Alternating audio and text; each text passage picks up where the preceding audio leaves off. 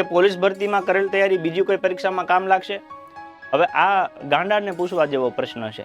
ગાંડાને પ્રશ્ન પૂછીએ ને તો એ હા પાડે. હવે એનું કારણ છે કે તમે શું તૈયાર કરો છો? પોલીસ કોન્સ્ટેબલ એટલે એવું તમે જીવનમાં ક્યાં એવું જોયું કે ગણિત ઉપર ટાઇટલ માર્યું હતું ફક્ત પોલીસ કોન્સ્ટેબલનું ગણિત, રિઝનિંગ ફક્ત પોલીસ કોન્સ્ટેબલનું રિઝનિંગ, ઇતિહાસ ફક્ત પોલીસ કોન્સ્ટેબલનો ઇતિહાસ? એવું ના હોય. ગણિત ગણિત હોય, રિઝનિંગ હોય, ઇતિહાસ, ભૂગોળ, બંધારણ, કલા, સંસ્કૃતિ, વારસો, વિજ્ઞાન, આ બધા વિષયો છે.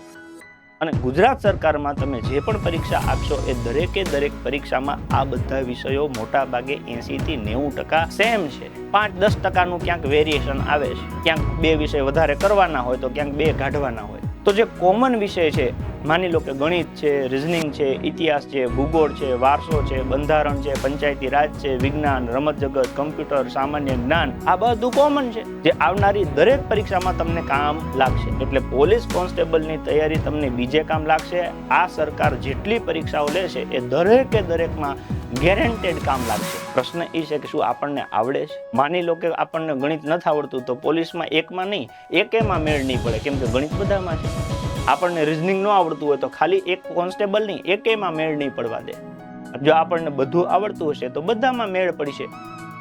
એટલે પ્રશ્ન એ છે કે આપણને ખરેખર કેટલું આવડે છે અને કેટલું નથી આવડતું. નથી આવડતું તો એને આપણે કેવી રીતે શીખી શકીએ છીએ?